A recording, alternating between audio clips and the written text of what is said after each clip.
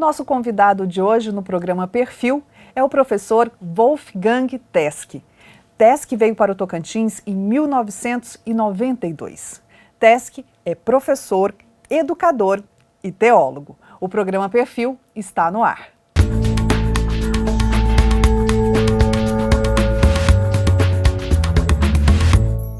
Teske, como eu disse, jornalista, educador e teólogo. O senhor veio para cá em 92, né? Por que escolheu o Tocantins para viver? Na realidade, não escolhi, eu fui, acho que escolhido. Foi escolhido.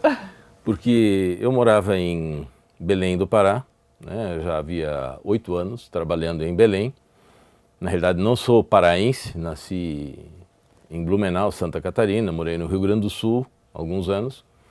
E estava lá em plena atividade quando eu recebi um convite para vir para Palmas, né? Especificamente para Palmas, no Tocantins, para aqui montar um complexo educacional, né? No caso a UBRA Palmas. Então compreendia...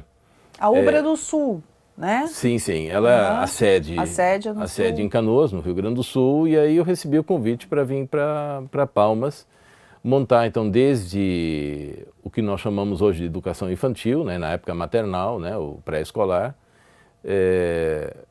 o primeiro grau, que hoje é ensino fundamental, o segundo grau, ensino médio, né, e o curso superior e a pós-graduação. E isso foi um desafio muito grande, porque, na realidade, eu não era da UBRA, eu nem sequer conhecia a sede, sabia do nome da UBRA, e eu atuava na Universidade Federal do Pará, né? Então nós tínhamos um convênio com a Universidade Federal do Pará, especificamente, ou mais intensamente, com a Pró-Reitoria de Extensão da Universidade Federal do Pará, e de repente um desafio, né? Tínhamos escola lá também, atuávamos em escola de ensino fundamental, mas foi o primeiro grande desafio assim, de um complexo educacional. Né? E também não conhecia Palmas. Né? Eu conhecia a região do Tocantins pela Belém Brasília, porque eu andava sempre, quando eu visitava amigos e familiares no sul, então passava pelo Tocantins e sempre ia de carro. Mas nunca tinha chegado aqui nessa região, de onde é que se localizou Palmas, que recém estava começando. Palmas não tinha 3 anos, né? Quando eu vim. Então, e as dificuldades eram enormes, e mesmo assim, me lembro bem, inclusive o reitor quando me ligou, ele disse, não, Palmas vai ser uma cidade, porque eu perguntei o que tem lá, né? Ainda quase nada, né? Praticamente foi isso que ele respondeu numa das crônicas que eu escrevo, né, como integrante aí da Academia Palmense de Letras, eu tenho uma crônica sobre isso, sobre essa história do convite, e na realidade fui descobrir que Palmas, então, era um grande descampado, uma grande andança de gente chegando com caminhões de mudança, e tinha apenas Avenida JK, um pedaço asfaltado, e a Teutônio Figurado, um pedaço pequeno de asfalto, né? No mar, e pouca gente, quase não tinha ninguém ainda nessa época, né? Tudo em construção, enfim. Mesmo sabendo disso, eu aceitei o desafio de vir sem conhecer. E decidi vir, de fato, sem saber se ia dar certo, né? E vendi minhas coisas em Belém e vim sozinho na época, porque fiquei mais ou menos 2 meses aqui sozinho, com a família em Belém, porque não tinha onde morar. Era até difícil trazer, né, a família? Porque sim, não tinha casa para alugar, não tinha edícula para alugar, e aí eu morei no hotel, 1 mês, no Hotel Turim, e depois eu morei no galpão de obras da própria construção da UBRA na JK. Então, dentro do galpão de obras eu morei, até que eu achei, então, uma pessoa que estava indo embora, que não gostou de Palmas, por sinal bem próximo da UBRA, e aí eu comprei, na realidade era um barraco, né? Não dá para dizer que era uma casa, né? Um barraco. E eu comprei para poder ter um local onde abrigar a família. Aí eu busquei a família e aí começamos, né, simultaneamente a construção. Na realidade a construção da UBRA começou um pouquinho antes, e sem ninguém na cidade conhecer o que era a UBRA, né? Então E eu tinha muito pouco tempo para construir a universidade. Na realidade, foi tudo junto. Tanto a construção como a implantação do complexo educacional. Então, que desafio! Porque isso era 7 de setembro de 1992, quando eu recebi a ligação de aceitar esse desafio enorme, quando eu descobri que não tinha absolutamente nada, não tinha nem construção, não tinha professor, não tinha aluno, não tinha... nem sequer sabiam se tinha pedreiro, carpinteiro, como é que ia fazer. E ainda me disseram, não, mas já tem algumas coisas certas. Veja bem, setembro de 92. Então, o que estava certo? O que tinham decidido lá na sede, no Rio Grande do Sul, de que aqui haveria, então, o ensino fundamental, o médio, o curso superior, enfim, com 3 cursos, letras, pedagogia e administração, e que a data do vestibular já estava marcada, eram na época 4 dias de vestibular, para dia 7, 8, 9 e 10 de fevereiro, e que a aula começaria dia 1º de março de 1993. Então você imagina o que significa numa cidade onde você não podia chegar assim, não, eu vou comprar um material de construção aqui ou ali. Tinha que vir material de Belo Horizonte, outros de Goiânia, outros de Belém, outros de São Paulo, porque não tinha ainda aqui, né? Como tem hoje, uma cidade bem estruturada e o comércio assim bem estruturado. Isso na época não existia. Então você tinha que realmente procurar. E mais, então a primeira construção foi em madeira, em época de chuva. Então isso foi um desafio assim muito grande. Então no começo você era tudo, tinha que fazer tudo, era desde abrir a conta bancária, de pagar os peões semanalmente em espécie, né? Tinha que ainda contar o dinheiro, fazer a contabilidade, comprar o material, enquanto isso preparando o projeto político-pedagógico da própria instituição, fazendo a divulgação, ainda espalhei os primeiros cartazes pela cidade. E ainda lançar um vestibular. Né? E lançar o vestibular, e na realidade eu até naquela época eu nunca tinha conduzido um vestibular, né? Então tive que aprender tudo sem conhecer a sede da própria universidade, né? Então era tudo por fax, ainda isso foi uma coisa assim bem esquisita, a gente fala hoje, né? Então em setembro eu fui para uma reunião em Manaus, depois que eu tinha aceito o convite, com a reitoria, que já tinha um campus em Manaus, e ali na Zona Franca compraram um fax. Até aquele momento, em 92, eu nunca tinha operado um fax. Há pouco tempo, naquela época, tinha feito então um curso com a máquina eletrônica, né? Tinha uma manual, depois passou para a elétrica e uma eletrônica. A máquina da tipografia. Exato. E aí, então, cheguei em Palmas, nem máquina elétrica nem eletrônica, era uma máquina manual, voltou a manual, isso em 92, e com fax debaixo do braço, e aí não tinha linha telefônica disponível. Teske, você vai continuar essa história depois do intervalo. O programa Perfil vai para um pequeno intervalo e volta em instantes. Não perca!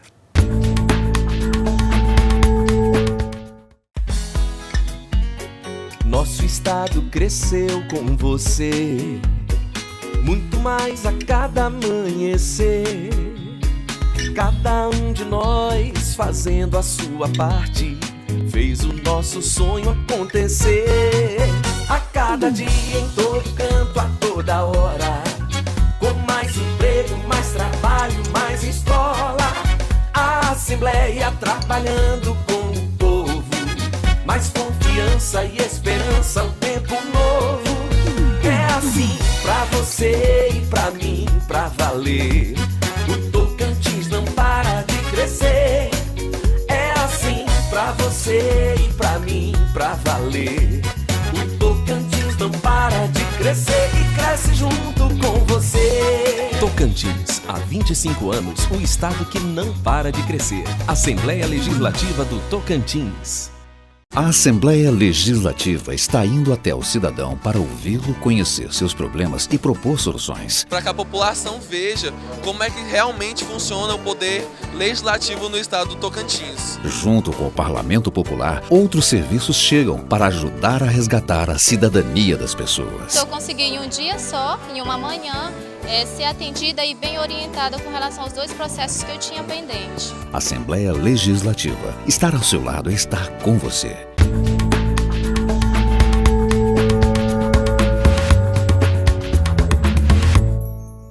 O programa Perfil está de volta com o nosso convidado, o professor Wolfgang Teske. Teske, você comentava as dificuldades, né? Não tinha uma máquina de escrever, chegou com o fax embaixo do braço, foi isso? Isso, e sem linha telefônica Sem linha disponível. telefônica. E na época ainda, para conseguir uma linha, tive que pagar um ágio muito grande para conseguir uma linha, né? Então o primeiro fax, inclusive, instalamos no próprio Hotel Turim. Só que a velocidade das coisas foi também muito grande. Nós conseguimos cumprir o programado, fizemos o vestibular, começou a aula dia 1º de março, faltava um professor, eu mesmo também fui professor de uma disciplina durante um ano. E nesse meio tempo começamos a preparar já professores com pós-graduação, já trouxemos o pós-graduação e a UBRA deu um passo na época e foi o primeiro complexo que tinha um laboratório de informática. E em 1995, a UBRA se tornou o primeiro provedor de internet do estado de Tocantins. Então, na mesma velocidade em que nós chegamos e com muita dificuldade montar uma universidade, nós também deslanchamos em questão tecnológica e de ponta, né? E se tornou também o maior complexo educacional na época. E em 94 eu já estava prevendo que em agosto de 95 não tinha mais espaço na JK. E aí nós começamos um novo projeto lá onde é que hoje está a universidade, na Teutônio Segurado, que não existia. Então lá era uma fazenda, era uma mata, a Teutônio não estava aberta. Inclusive tivemos que abrir, isso não é momento aqui para a gente comentar, mas tivemos que abrir a própria Teutônio. 3 quilômetros de Teutônio Segurado nós tivemos que abrir por conta própria, porque o poder público na época se negou talvez nem acreditando de que isso seria possível, num local onde é que não tinha água, não tinha energia, não tinha telefone, nada, construir um complexo universitário. Mas foi feito, né? E na época, em 2 de agosto de 1995, começaram os cursos lá na Teutônio Segurado, numa construção que não tinha as aberturas ainda, quer dizer, tinha as aberturas, só não tinha as janelas nem as portas, né? Não tinha reboco. Os 2 primeiros dias os professores se escreveram na parede, né? Porque não tinha nem o quadro para escrever. Então houve uma resistência no começo e todo mundo entendeu e topou o projeto, né? E está ali até hoje, né? Então a obra se tornou uma realidade. Isso é uma parte, né, da minha questão aqui em educação, porque depois eu saí da UBRA, eu até tinha pensado em dar um tempo assim, longe da educação. Mas não conseguiu. Não é que eu não consegui, me chamaram e eu entrei de novo, né? E aí eu fui um dos diretores da Escola Técnica Federal na época, que hoje é o Instituto Federal de Ensino, né, e Tecnologia. Eu fui diretor de Relações Empresariais e Comunitárias lá da antiga Escola Técnica, ajudando também na implantação de um projeto federal. E mais tarde, em 2005, integrando a comissão que elaborou todo o projeto das escolas de tempo integral de Palmas, né? Então, minha trajetória na área da educação, ela está dentro da educação privada, no caso, nesse projeto da UBRA, depois num projeto federal e num projeto municipal. Contribuiu muito com a educação. Talvez, né? Talvez Com tenha certeza. deixado a semente ali, né? E o senhor olha para trás, se arrepende de ter vindo para cá ou não? De ter assumido esses desafios? Ou você olha uma forma gratificante? Não, gratificante, né? Uma grande experiência minha já tinha sido Belém do Pará. Porque foram muitas dificuldades, sim, né? Sim, claro, né? E o primeiro grande impacto, porque eu vivi em Belém, eu não só passei em Belém, né? Eu realmente vivi uma experiência transcultural, passei por uma experiência transcultural. Minha filha, a primeira, bem pequena, os 2 nasceram lá, uma filha e um filho, nasceram em Belém. Eles têm orgulho de ser paraenses, né? E comedor de camarão, de farinha, de peixe e assim por diante, de açaí. Não é só uma passagem, né? Então é uma grande experiência, que um dia também quero escrever sobre isso. E Palmas, sem dúvida, e permaneço aqui até hoje, né? Quer dizer, estou aqui e aqui eu hoje não mais na área digamos, da implantação de projetos. Estou como um professor da Universidade Federal, também já fui um professor do ITOP, mas na área da pesquisa. Então, eu me realizo mesmo nessa área da pesquisa. Da pesquisa, porque mostrou que o Tocantins tem um valor cultural que ninguém conhece. É a primeira pesquisa nessa área no estado de Tocantins, hoje com renome internacional. Quer dizer, isso aí é muito gratificante, né? Uma pesquisa com a comunidade quilombola que o senhor fez também, né? Ainda faço até hoje, né? Então, há 10 anos, depois de ter já tido toda uma trajetória universitária, só não terminei o doutorado em educação, em administração educacional, apesar de ter feito todas as disciplinas teóricas e todo o projeto, só não concluí, não defendi. Eu retornei para a universidade e fiz um outro curso. Quando eu fiz 25 anos, digamos, de conclusão da primeira graduação, eu fiz uma segunda, né, que foi exatamente o curso de comunicação social em habilitação em jornalismo. E ali eu descobri a pesquisa em Infocomunicação. Então, até aquele momento, digamos, em 2003, eu era um administrador, né? E a partir dali me tornei um pesquisador, de fato, né? Um pesquisador de fato, e hoje, com livros publicados, digamos, com as ideias sendo referenciadas, né? Tanto aqui no Tocantins como em várias partes do Brasil, e esse livro, né, Cultura Quilombola, já em várias partes do mundo. Então isso aí para mim é muito gratificante, né? E pretendo continuar ainda nessa questão da pesquisa, principalmente em folk comunicação, que é uma teoria brasileira de comunicação de renome internacional, que estuda e valoriza principalmente comunidades minoritárias, segregadas, discriminadas, em palavras assim bem simples, dar palco para quem não tem palco e voz para quem não tem voz, né?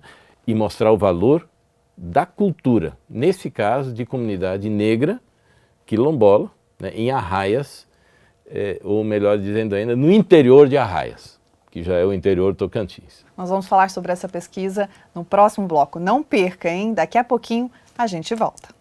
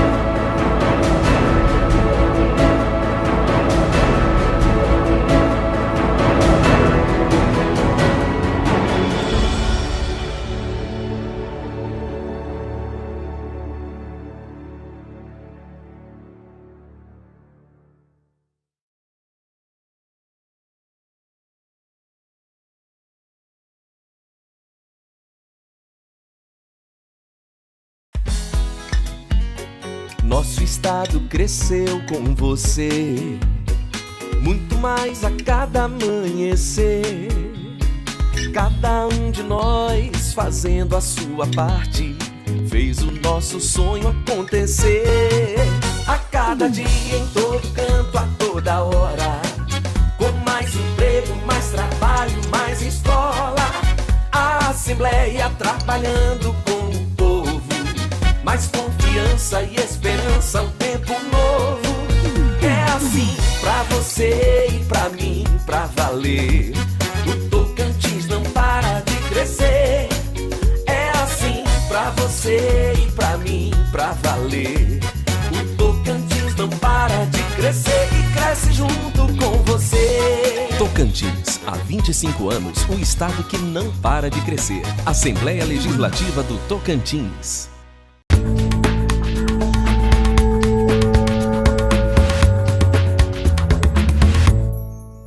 O programa Perfil está de volta com o nosso convidado, o professor Wolfgang Teske. Teske, o senhor comentou sobre a sua pesquisa com a comunidade quilombola, né? Isso tudo se transformou em livro. Se transformou em livro, se transformou em prêmio nacional, se transformou em filme. Né? Então, tem várias publicações já sobre isso, tanto sobre a teoria da comunicação como sobre a história da própria comunidade. E como foi fazer essa pesquisa com essa comunidade? Como né? O senhor até hoje faz a pesquisa, né? Isso, continuo pesquisando.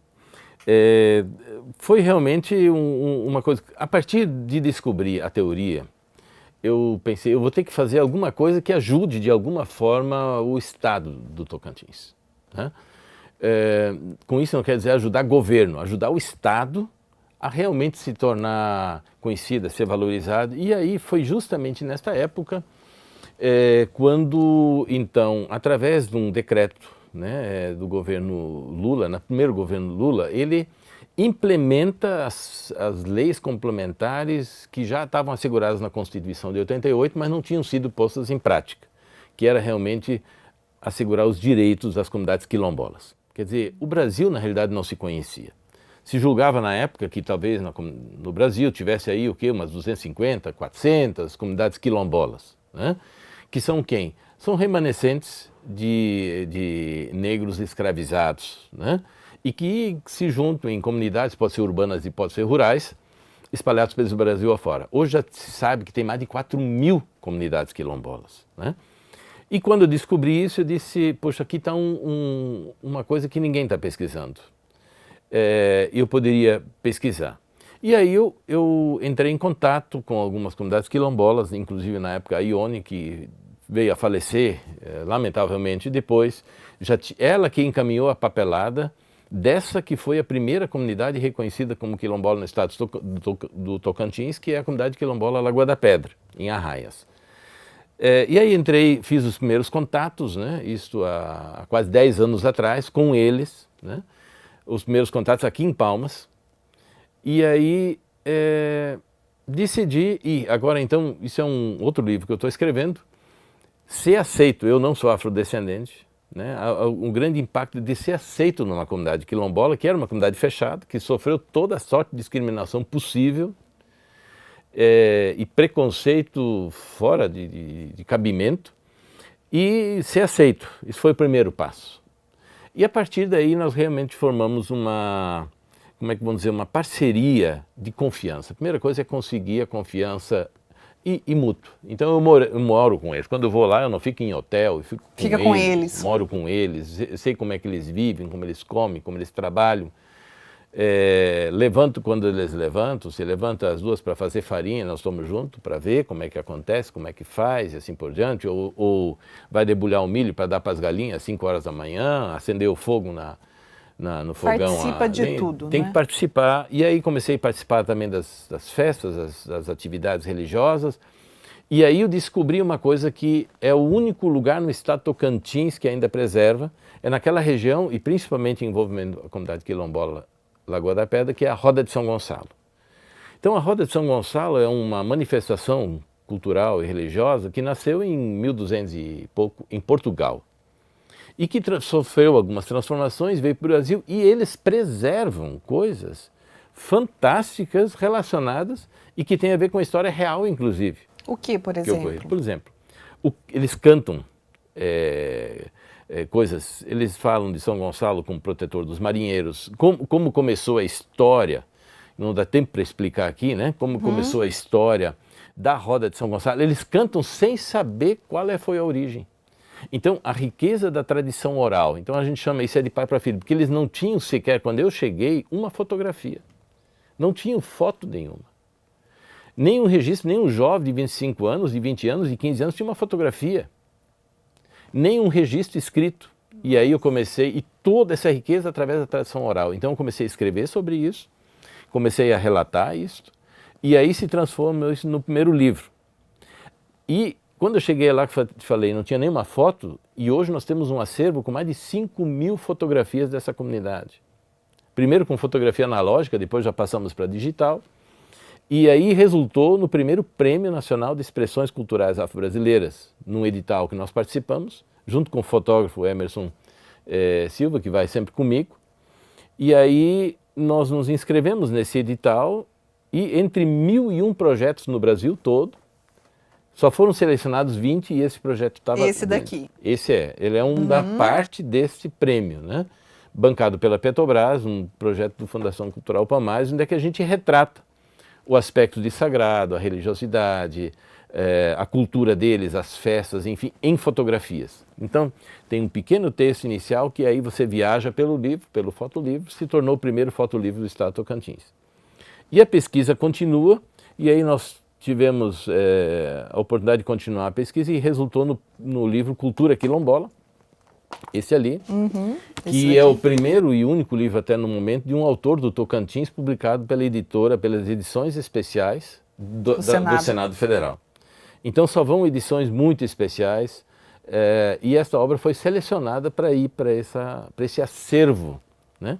E essa obra está em outros países, em vários países, está na Europa, está em Portugal, está nos Estados Unidos, no Centro de Cultura, de Estudos da Cultura Brasileira nos Estados Unidos, em várias universidades no Brasil.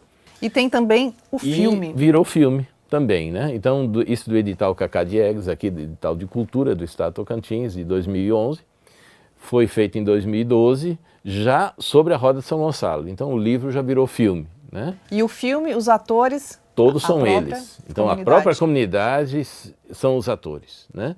E foi muito interessante, inclusive, quando foi lançado, esse filme foi lançado em Palmas, mas também foi lançado lá na Lagoa da Pedra. Então nós mesmos levamos equipamentos, né, de cinema, nunca tinham visto cinema, projetamos isso na própria, assim, numa tela perto da escola, ao ar livre, à noite, né? Então comunidades, convidados, as comunidades vizinhas vieram e mais para se enxergar, quer dizer, a primeira vez que viram cinema e foram se enxergar na tela. Deve ter sido emocionante, com certeza. Com certeza, e tem até documentários sobre isso. Tesk, nosso tempo está terminando. Eu só gostaria de saber a sua visão nesses 25 anos do estado de Tocantins, só para a gente finalizar. O senhor que chegou aqui no comecinho, passou por várias dificuldades, né, enfrentou. Como que o senhor avalia esses 25 anos do estado de Tocantins? Não, sem dúvida, eu acho que a criação do estado de Tocantins, via decreto, né, na época, via lei da Constituição de 88, representa um avanço em todos os sentidos, né? Realmente consegue dar mais atenção ao que era chamado o norte esquecido de Goiás, né? Seja na área da tecnologia, seja na área da indústria, seja na área do comércio, na área da educação. Olha quantas universidades nós temos hoje. Então, realmente, na questão da pecuária, da agroecologia, enfim, tem um avanço muito grande, né? Eu tenho ressalvas quanto à questão política. Realmente tenho ressalvas porque eu acho que nesse campo tem que avançar muito. Mas não só aqui, isso em várias regiões do país nós vemos que tem que haver mudanças para realmente podermos solidificar uma questão democrática e um investimento em pesquisa, um investimento em educação que não simplesmente vise um retorno político, mas vise um retorno social, que volte-se para a sociedade onde vai haver certamente mudanças. Agora, como eu te falei, isso é uma coisa, eu acho que em âmbito nacional nós temos que repensar a nossa política. Tesk, muito obrigada pela sua participação e parabéns pela pesquisa, pelos prêmios. E estamos aqui à sua disposição. Obrigada. Agradeço a oportunidade, espero ter, de alguma forma, auxiliado e ajudado no debate. Com certeza. O programa Perfil de hoje termina aqui, a gente se encontra na próxima semana. Até lá.